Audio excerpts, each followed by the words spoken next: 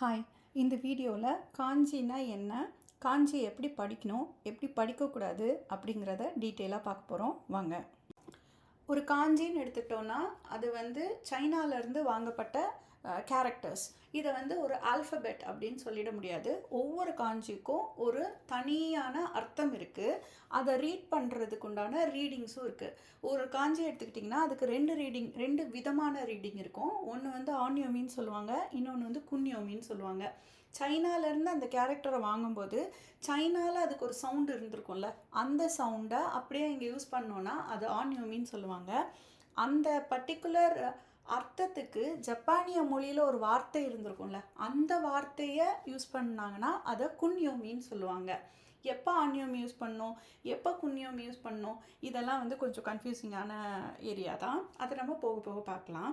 எப்போவுமே ஒரு காஞ்சி படிக்கிறப்போ இந்த காஞ்சியோட ஆன்யோமி இது, குன்யோமி இதுன்னு மனப்பாடம் பண்ணவே கூடாது.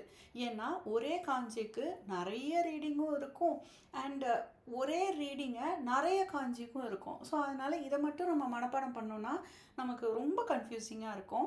ஸோ இதை ஈஸியாக படிக்கிறது எப்படி அப்படிங்கிறத இந்த வீடியோவோட கடைசியில் சொல்கிறேன். ஸோ இப்போ நம்ம பார்க்க போகிறது வந்து இதோட ஸ்ட்ரோக் ஆர்டர். ஸ்ட்ரோக் ஆர்டர்னா என்னென்னா, இந்த காஞ்சியை வந்து எங்கே தொடங்கி எப்படி எழுதி முடிக்கிறாங்க அப்படிங்கிற அந்த ஃப்ளோ ஆஃப் ரைட்டிங்கை தான் ஸ்ட்ரோக் ஆர்டர் அப்படின்னு சொல்கிறாங்க. ஒரே காஞ்சி வந்து ஃபாண்ட்டை பொறுத்து கொஞ்சம் பார்க்குறதுக்கு வித்தியாசமாக சில இடங்களில் எழுதலாம். அதை தான் வந்து வேரியன்ஸ் அப்படின்னு சொல்கிறாங்க. ஸோ இப்போ நான் ஆல்ரெடி சொன்ன மாதிரி ஒரு காஞ்சியை எப்படி படிக்கணும் அப்படின்னா அதோட ஒக்காபுலரியோட கனெக்ட் பண்ணி மட்டும்தான் படிக்கணும். அந்த காஞ்சி எந்தெந்த இடத்துலலாம் வருது அப்படிங்கிறத வச்சு அந்த ஒக்காபுலரியை வச்சு தான் நம்ம அதோட ரீடிங்கை வந்து ஞாபகத்தில் வச்சுக்கணும். ஓகே, இப்போ ஃபார் எக்ஸாம்பிள் இப்போ இதில் போட்டிருக்கிற காஞ்சி வந்து நிச்சியோட காஞ்சி. நிச்சின்னா நாள் அப்படின்னு அர்த்தம். இப்போ ஃபஸ்ட்டு எக்ஸாம்பிள் எடுத்துக்கிட்டிங்கன்னா நிச்சியோபி அப்படின்னு போட்டிருக்கு. நிச்சியோபின்னா ஞாயிற்றுக்கிழமை, which is also a day, right? So அதோட மீனிங், இந்த காஞ்சி எங்கெல்லாம் யூஸ் பண்ண போகிறதோ அந்த மீனிங் வந்து மாறவே மாறாது. அதனால் இப்போ இது பார்த்திங்கன்னா நிச்சியோபி, அதாவது ஞாயிற்றுக்கிழமை. இதுக்கு வந்து இந்த காஞ்சிக்கு வந்து சன்னுங்கிற அர்த்தமும் இருக்குது. ஸோ ஞாயிறு அப்படிங்கிறது வந்து சன்னை குறிக்கிறது இல்லையா?